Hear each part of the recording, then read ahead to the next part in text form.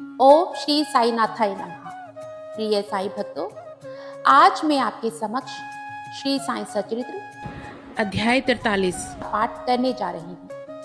जो भी साई भक्त पूरी श्रद्धा भाव से इस अध्याय को सुनेगा, बाबा का आशीर्वाद हमेशा उस पर बना रहेगा। मैं अपने देवा साईनाथ से यही प्रार्थना करती हूँ कि बाबा कृपा दृष्टि बनाए रखना, श्रद्धा की लाज रखना। जाने अनजाने में अगर कोई भूल चूक हो जाए तो बाबा क्षमा करना। अध्याय 43। बाबा द्वारा नाना साहिब के ज्ञान गर्भ का हरण, वाड़ा बना साईं बाबा का समाधि मंदिर। बाबा द्वारा नाना साहिब के ज्ञान गर्भ का हरण। नाना साहिब चांदोरकर वेदांत के विद्वान विद्यार्थियों में से एक थे। उन्होंने अनेक टीकाओं के साथ गीता का अध्ययन भी किया था तथा उन्हें अपने इस ज्ञान का अहंकार भी था। वे समझते थे कि बाबा को संस्कृत नहीं आती। बाबा ने उनके इस भ्रम का निवारण करने का विचार किया। उस समय नाना साहिब बाबा की चरण सेवा कर रहे थे और कुछ गुनगुना भी रहे थे।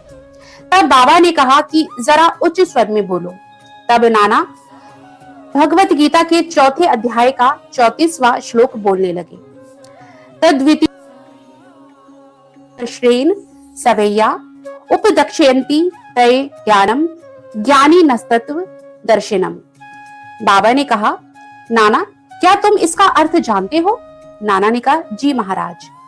बाबा ने कहा, यदि जानते हो तो मुझे भी बताओ। नाना ने कहा, इसका अर्थ है तत्व को जानने वाले ज्ञानी पुरुषों को भली प्रकार दंडवत कर सेवा और निष्कपट भाव से किए गए प्रश्न द्वारा उस ज्ञान को जानो। वे ज्ञानी जिन्हें सत वस्तु यानी ब्रह्म की प्राप्ति हो चुकी है तुम्हें ज्ञान का उपदेश देंगे। बाबा ने कहा, नाना मुझे तो प्रत्येक शब्द और उसका भाषांतरित उच्चारण करते हुए व्याकरण सम्मत अर्थ समझाओ। अब नाना एक एक शब्द का अर्थ समझाने लगे। बाबा ने कहा, नाना क्या केवल प्रणाम करना ही पर्याप्त है? नाना ने कहा, प्रणाम करने के अतिरिक्त मैं परिपात का कोई दूसरा अर्थ नहीं जानता। बाबा ने कहा, परिप्रश्न का क्या अर्थ है? नाना ने कहा, प्रश्न पूछना। फिर बाबा ने कहा, प्रश्न का क्या अर्थ है? नाना ने कहा, वही प्रश्न पूछना। बाबा ने कहा, यदि परिप्रश्न दोनों का अर्थ एक ही है तो फिर व्यास ने परि उपसर्ग का प्रयोग क्यों किया? क्या व्यास की बुद्धि भ्रष्ट हो गई थी? नाना ने कहा, मुझे तो परिप्रश्न का अर्थ अन्य अर्थ विदित नहीं है। बाबा ने कहा, सेवा से यहाँ किस प्रकार की सेवा से आशय है? नाना ने कहा, वही जो हम लोग सदा आपकी करते रहते हैं। बाबा ने कहा, क्या यह सेवा पर्याप्त है? नाना ने कहा, और इससे अधिक सेवा का कोई विशिष्ट अर्थ मुझे ज्ञात भी नहीं है। बाबा ने कहा, दूसरी पंक्ति के उपदक्षयन्ति ते ज्ञानम में क्या तुम ज्ञानम शब्द के स्थान पर दूसरे शब्द का प्रयोग कर इसका अर्थ बतला सकते हो? नाना ने कहा, जी हाँ। बाबा ने कहा, कौन सा शब्द?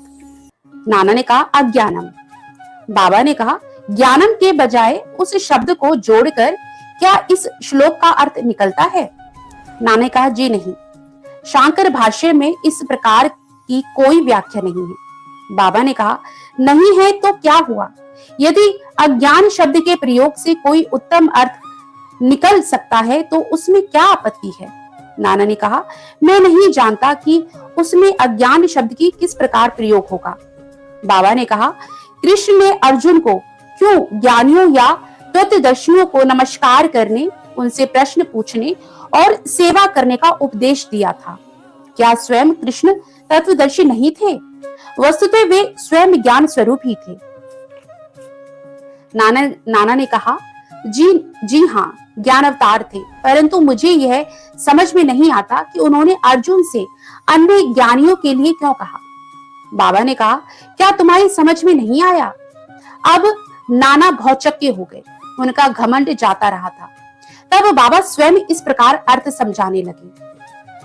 ज्ञानियों को केवल साष्टांग नमस्कार करना पर्याप्त नहीं है, हमें सदगुरु के प्रति अनन्य भाव से शरणागत होना चाहिए। केवल प्रश्न पूछना ही पर्याप्त नहीं, किसी कुप्रवृत्ति या पाखंड या वाक जाल में फंसाने या कोई त्रुटि निकालने की भावना से प्रेरित होकर प्रश्न नहीं करना चाहिए, वरन प्रश्न उत्सुकता पूर्वक केवल मोक्ष या आध्यात्मिक पथ पर उन्नति प्राप्त करने की भावना से ही प्रेरित होकर करना चाहिए। मैं तो सेवा स्वीकार करने या अस्वीकार करने में पूर्ण स्वतंत्र हूँ। जो ऐसी भावना से कार्य करता है वह सेवा नहीं। उसे अनुभव करना चाहिए कि मुझे अपने शरीर पर कोई अधिकार नहीं है, इस शरीर पर तो गुरु का ही अधिकार है और केवल उनकी सेवा के निमित्त ही वह स्थिर है। इस प्रकार आचरण करने से तुम्हें सद्गुरु द्वारा ज्ञान की प्राप्ति हो जाएगी, जैसा कि पूर्व श्लोक में बताया गया है। नाना को यह समझ में नहीं आ सका कि गुरु किस प्रकार अज्ञान की शिक्षा दे। बाबा ने कहा, ज्ञान का उपदेश भविष्य में प्राप्त होने वाली आत्मानुभूति की शिक्षा है। अज्ञान का नाश करना ही ज्ञान है। अंधकार नष्ट करने का अर्थ प्रकाश है। जब हम द्वैत नष्ट करने की चर्चा करते हैं तो हम अद्वैत की बात करते हैं। जब हम अंधकार नष्ट करने की बात करते हैं तो इसका अर्थ है प्रकाश की बात करते हैं। यदि हम अद्वैत की स्थिति अनुभव करना चाहते हैं तो हमें द्वैत की भावना नष्ट करनी चाहिए। यदि अद्वैत स्थिति प्राप्त होने का लक्षण है, द्वैत में रहकर अद्वैत की चर्चा कौन कर सकता है? जब तक वैसी स्थिति प्राप्त ना हो तब तक क्या उसका कोई अनुभव कर सकता है?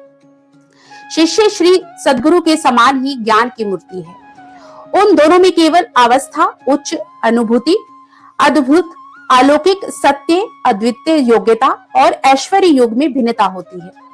सद्गुरु निर्गुण निराकार सच्चिदानंद है। वस्तुतः वे केवल मन विश्व के कल्याण के निमित्त स्वेच्छा पूर्वक मानव शरीर धारण करते हैं, परंतु नर देह धारण करने पर भी उनकी सत्ता की अनंतता में कोई बाधा उपस्थित नहीं होती। उनकी आत्म उपलब्धि, लाभ, दैविक शक्ति और ज्ञान सदा एक से रहते हैं। शिष्य का भी तो यथार्थ में वही स्वरूप है, परंतु अनगिनत जन्मों के कारण उसे अज्ञान उत्पन्न हो जाता है और उसी के वशीभूत होकर उसे भ्रम हो जाता तथा अपने शुद्ध चैतन्य स्वरूप की विस्मृति हो जाती है। गीता का अध्याय 5 देखो, जैसा कि वहां बतलाया गया है, उसे भ्रम हो जाता है कि मैं जीव हूँ, एक प्राणी हूँ, दुर्लभ और असहाय हूँ। गुरु इस अज्ञान रूपी जड़ को काटकर फेंक देते हैं और इसीलिए उसे उपदेश करना पड़ता है। ऐसे शिष्य को जो जन्मांतरों से यह धारणा करता आया है कि मैं तो जीव, दुर्बल और असहाय हूँ, गुरु सैकड़ों जन्मों तक ऐसी शिक्षा देते हैं कि तुम ही ईश्वर हो, सर्वशक्तिमान और समर्थ हो। तब कहीं जाकर उसे किंचित मात्र भास होता है कि यथार्थ में मैं ही ईश्वर हूँ। सतत भ्रम में रहने के कारण ही उसे ऐसा भास होता है कि मैं शरीर हूँ, एक जीव हूँ तथा ईश्वर और यह विश्व मुझसे एक भिन्न वस्तु है। यह तो केवल एक भ्रम मात्र है जो अनेक जन्म धारण करने के कारण उत्पन्न हो गया है। कर्मानुसार प्रत्येक प्राणी को सुख दुख की प्राप्ति होती है। इस भ्रम, इस त्रुटि और इस अज्ञान की जड़ को नष्ट करने के लिए हमें स्वयं अपने से प्रश्न करना चाहिए कि यह अज्ञान कैसे पैदा हो गया, वह अज्ञान कहाँ है, और इस त्रुटि का दिग्दर्शन कराने को ही उपदेश कहते हैं। मैं एक जीव यानी प्राणी हूँ, शरीर ही आत्मा है यानी मैं शरीर हूँ। ईश्वर, विश्व और जीव भिन्न भिन्न तत्व हैं। मैं ईश्वर नहीं हूँ, शरीर आत्मा नहीं है। इसका बोध न होना, इसका ज्ञान न होना कि ईश्वर, विश्व और जीव एक ही हैं। जब तक इन त्रुटियों का उसे दिग्दर्शन नहीं कराया जाता तब तक शिष्य को यह कभी अनुभव नहीं हो सकता कि ईश्वर, जीव और शरीर क्या है, उनमें क्या अनुआश्रित संबंध है तथा वे परस्पर भिन्न हैं या अभिन्न हैं अथवा एक ही हैं। इस प्रकार की शिक्षा देना और भ्रम को दूर करना ही अज्ञान का ज्ञान उपदेश कहलाता है। अब प्रश्न यह है कि जीव को स्वयं ज्ञान मूर्ति है, उसे ज्ञान की क्या आवश्यकता है? उपदेश का हेतु तो केवल त्रुटि को उसकी दृष्टि में लाकर अज्ञान को नष्ट करना है। बाबा ने आगे कहा, प्रणिपात का अर्थ है शरणागति, शरणागत होना चाहिए तन मन धन से, अर्थात अनन्य भाव से। गुरु का महत्व बढ़ाने के लिए ही कृष्ण अर्जुन को ज्ञानी पुरुष के पास जाने के लिए कहते हैं। वाड़ा बना साईं बाबा का समाधि मंदिर। नागपुर की श्रीमान बापू साहिब बूटी सकुटुंब शिरडी में रहते थे। एक बार उन्हें विचार आया कि शिरडी में स्वयं का एक वाड़ा होना चाहिए। कुछ समय के पश्चात जब वे दीक्षित वाड़े में सो रहे थे तो उन्हें एक स्वप्न आया। बाबा ने स्वप्न में आकर उनसे कहा, तुम अपना एक वाड़ा और एक मंदिर बनवाओ। श्यामा भी वही शयन कर रहे थे और उसने भी ठीक वैसा ही सपना देखा। बापू साहिब जब उठे तो उन्होंने श्यामा को रुद्र करते देखकर उनसे रोने का कारण पूछा। तब श्यामा कहने लगा, अभी अभी मुझे एक स्वप्न आया था कि बाबा मेरे बिल्कुल समीप आए और स्पष्ट शब्दों में कहने लगे, मंदिर के साथ वाड़ा बनवाओ, मैं समस्त भक्तों की इच्छाएं पूर्ण करूंगा। बाबा के मधुर और प्रेम पूर्ण शब्द सुनकर मेरा प्रेम उमड़ पड़ा तथा गला रूंग गया और मेरी आंखों से अश्रुओं की धारा बहने लगी। इसीलिए मैं जोर से रोने लगा। बापू साहिब बूटी को आश्चर्य हुआ, दोनों के स्वप्न एक से ही हैं। धनाढ्य तो वे थे ही। उन्होंने वाड़ा निर्माण करने का निश्चय कर लिया और श्यामा के साथ बैठकर एक नक्शा खींचा। काका साहेब दीक्षित ने भी उसे स्वीकृति दी और जब नक्शा बाबा के समक्ष प्रस्तुत किया गया तो उन्होंने भी तुरंत स्वीकृति दे दी। तब निर्माण कार्य आरंभ हो गया और श्यामा की देखरेख में नीचे मंजिल, तहखाना और कुआं बनकर तैयार हो गया। बाबा भी लैंडी को आते जाते समय पर परामर्श दे दिया करते थे। आगे यह कार्य बापू साहिब जोग को सौंप दिया गया। जब कार्य इस तरह चल रहा था उसी समय बापू साहिब जोग को एक विचार आया, कुछ खुला स्थान भी अवश्य रखना चाहिए जिसके बीचों बीच मुरलीधर की मूर्ति भी स्थापित की जाए।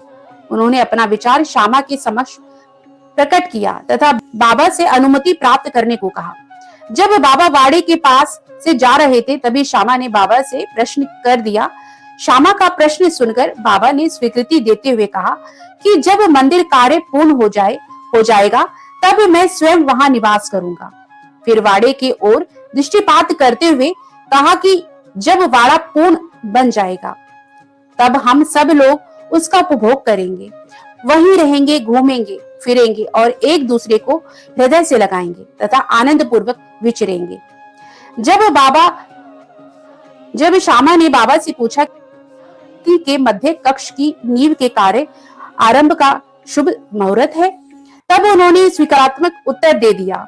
तभी श्यामा ने एक नारियल लाकर फोड़ा और कार्य आरंभ कर दिया। ठीक समय में सब कार्य पूर्ण हो गया और मुरलीधर की एक सुंदर मूर्ति बनवाने का प्रबंध किया गया। अभी उसका निर्माण कार्य प्रारंभ भी न हो पाया था कि बाबा की स्थिति और ऐसा दिखने लगा कि वे अब देह त्याग देंगे। बापू साहेब बहुत उदास और निराश हो गए। उन्होंने सोचा कि यदि बाबा चले गए तो वाड़ा उनके पवित्र चरण स्पर्श से वंचित रह जाएगा और मेरा सब लगभग 1 लाख रुपया व्यर्थ हो जाएगा। परंतु अंतिम समय बाबा के श्रीमुख से निकले हुए वाड़े में ही रखना केवल बूटी साहिब को ही संतावना नहीं पहुंचाई बल्कि अन्य लोगों को भी शांति प्रदान की। कुछ समय के पश्चात बाबा का पवित्र शरीर मुरलीधर की मूर्ति के स्थान पर रख दिया गया। बाबा स्वयं मुरलीधर बन गए और वाड़ा साईं बाबा का समाधि मंदिर।